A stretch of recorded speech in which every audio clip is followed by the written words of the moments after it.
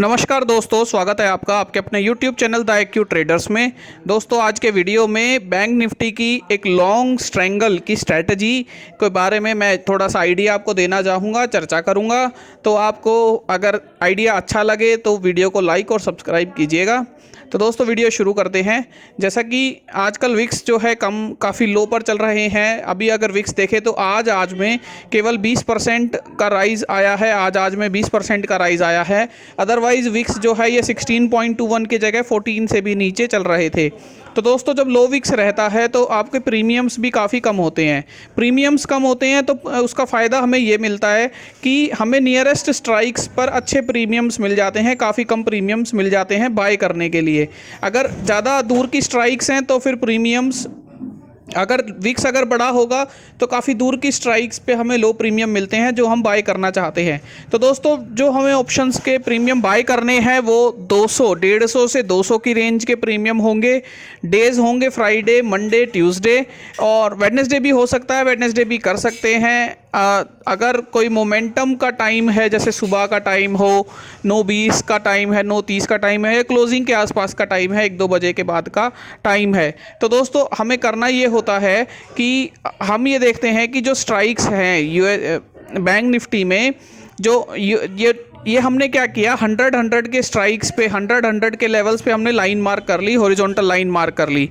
अब जैसे कि ये बैंक निफ्टी यदि कोई बीच के लेवल पे रहता है, यानी 40,450 के आसपास है, तो 450 के आसपास है तो 150 पॉइंट ऊपर 150 पॉइंट नीचे के ऑप्शन हमें जो कंबाइंड प्रीमियम है वो लगभग 380 से 400 रुपये का मिल रहा था। तो हमने वो ख़रीद लिया। ख़रीदने के बाद दोस्तों आइडिया ये रहता है कि जो 150 पॉइंट दूर के हमने ख़रीदे, जो हमें 200 रुपये की रेंज में मिल रहे हैं, जो कि अभी आप देखेंगे, अगर मैं आपको ऑप्शन चेन दिखाना चाहूँ विक्स बढ़ने के बाद, तो विक्स बढ़ने के बाद जो अभी इसमें जो डिफरेंस आया है वो अभी आपको 300 पॉइंट दूर मिल रहे हैं। ये जैसे 600 के आसपास है तो 300 के आसपास में 196 की पुट मिल रही है, और ऊपर 300 को दूर जाने पे 230 या 400 दूर जाने पर 40,000 की स्ट्राइक पर 196 मिल रहा है। तो ये विक्स बढ़ने का इम्पैक्ट है। लेकिन आइडिया यही इंटैक्ट रहेगा कि आपको 200 रुपये, 150 से 200 रुपये का ऑप्शन खरीदना है। जो कंबाइंड प्रीमियम आपका 350 से 400 के बीच में होना चाहिए। अगर उससे भी कम है तो और अच्छी बात है, 300 तक है, जैसे ट्यूसडे का दिन है 300 तक है तो और अच्छी बात है। और अगर जब ये कंबाइंड प्रीमियम आपका इतना रहेगा तो आपका 150 पॉइंट या 100 से 150 पॉइंट का वन साइडेड मूव अगर आएगा तो आपको पैसा मिल जाएगा। आपको जो कंबाइंड प्रीमियम है उसमें भी आपको गेन मिल जाएगा। अब इसमें दूसरा आइडिया ये है कि मुझे ऑप्शन बाय कब करना है, लॉन्ग स्ट्रैंगल बाय कब करना है। लॉन्ग स्ट्रैंगल बाय करने का मतलब होता है कि एक कॉल खरीदनी है, एक पुट खरीदनी है, दोनों OTM होनी चाहिए। तो लॉन्ग स्ट्रैंगल मुझे बाय कब करना है, जैसा कि अगर आप 9 पीरियड का मूविंग एवरेज हमने लगाया है 5 मिनट के चार्ट पे, तो 9 पीरियड का मूविंग एवरेज जैसे ही लाइन के पास, जैसे कि ये 450 के पास था और 9 पीरियड का मूविंग एवरेज के नीचे ट्रेड कर रहा है, तो हमने पुट तो थोड़ी पास की खरीद ली और कॉल हमने थोड़ी दूर की खरीद ली। तो इससे क्या हुआ कि प्रीमियम जो है वो और सस्ता हो गया और कम हो गया। पुट हमने खरीद ली मान लीजिए एग्जैक्ट 200 रुपये की, और पुट कॉल हमने खरीदी लगभग 200 की ना खरीद के 150 की कोई खरीद ली। तो इससे प्रीमियम जो है हमारा 350 के आसपास में सम आ गया। और अगर इस जो ये लाइन है, जो ये मूविंग एवरेज है, 9 पीरियड की मूविंग एवरेज है 5 मिनट के चार्ट पे, अगर इसको रेस्पेक्ट देता है, अगर हमारा जो चार्ट है इसको रेस्पेक्ट देता है, हमारा मूवमेंट इसको रेस्पेक्ट देता है, तो डेफिनेटली हमें पुट में तो जल्दी गेन हो जाएगा और कॉल में हमें उतना जल्दी लॉस नहीं होगा। 150 का जो प्रीमियम है वो इतना जल्दी लॉस नहीं करेगा। 150 का मान लीजिए 100 आ जाएगा, और जब तक तो पुट 200 की 300 हो जाएगी, तो हमें कंबाइंड में फ़ायदा होने वाला है। तो दोस्तों फ़ायदे की एक रेंज होती है। फ़ायदे में हम ये देखते हैं कि मान लीजिए 5 से 10% का मैं टारगेट अपना मान के चलता हूँ। एक लॉट कम से कम बुक कर लेता हूँ। अगर मैं 2 लॉट कर रहा हूँ तो एक में बुक कर लेता हूँ। तो 5 से 10% का जैसे ही गेन मिलता है मैं बुक कर लेता हूँ। उसके बाद आप एक लॉट को कोस्ट टू कोस्ट होल्ड कर सकते हैं कि चलो अब एक लॉट बचा है, कोस्ट टू कोस्ट हम होल्ड कर लेते हैं, देखते हैं कि ये इस लाइन पे कितना रेस्पेक्ट देता है। जैसे कि आज ट्रेंडिंग मूव था, ट्रेंडिंग डे था, तो इस लाइन को इसने बहुत अच्छा रेस्पेक्ट दिया और पुट की वैल्यू बढ़ती ही चली गई। 180 की खरीदी हुई पुट एक समय पर 880 के भी ऊपर चल रही थी जब ये नीचे की तरफ आया था। हालांकि इतना लंबा हमने होल्ड नहीं किया, लेकिन मैं वैसे आपको वैल्यू बता रहा हूँ। तो इस तरह से हमने 180 की इस तरह से हमने ऑप्शन की बाइंग की थी। लॉन्ग स्ट्रेंगल में बाइंग करते हैं तो आइडिया यही है कि मिड में होना चाहिए, डबल जीरो की स्ट्राइक के आसपास नहीं होना चाहिए।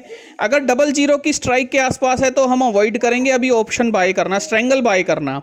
डबल जीरो की स्ट्राइक के पास नहीं होना चाहिए, बीच में कहीं होना चाहिए 50 60 40,000 50 40,550, मतलब डबल जीरो, दोनों डबल जीरो के बीच में कहीं होना चाहिए। और उसके बाद ये लाइन का लेवल देख लेते हैं कि लाइन क्या कह रही है। लाइन अगर ट्रेंडिंग है, लाइन अगर एंगल बना रही है, ये वाली लाइन मूविंग एवरेज की लाइन अगर एंगल बना रही है तो वो वाली चीज़ जो जिस तरफ का एंगल है उस चीज़ को हम थोड़ा करीब का बाय कर लेंगे और दूर की चीज़ को हम थोड़ा दूर का बाय कर लेंगे, ऑपोजिट साइड का थोड़ा सा दूर का बाय कर लेंगे। एक तो ये आइडिया है। दूसरा आइडिया ये है कि इसमें कोई भी लेवल कंसोलिडेशन का नहीं होना चाहिए। कंसोलिडेशन का नहीं होना चाहिए का मतलब ये है कि ये देखिए, ये इस रेंज में इतना हैविली कंसोलिडेट किया तो इस हैविली कंसोलिडेशन में जो ये लाइन का जो लेवल है इतना इफेक्टिव शायद आपको ना मिले। हाल और हो सकता है आपको बहुत जल्दी निकलना पड़ जाए, जैसे ये एक तेजी आई और उसके बाद ये मंदी आने लगी तो फटाफट यहाँ निकलना पड़ेगा।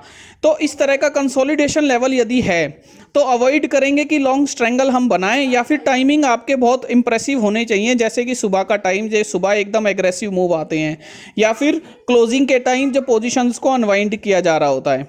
तो इस तरह के जो टाइमिंग्स हैं, या तो टाइमिंग्स वैसे हों, या जो लेवल्स आप जिन लेवल्स पे आप बाइंग कर रहे हैं, जैसे आप यहाँ इन लेवल्स पे बाइंग कर रहे हैं तो आपने हिस्टोरिकली देखा कि ये लेवल्स रिपीट नहीं हुए हैं।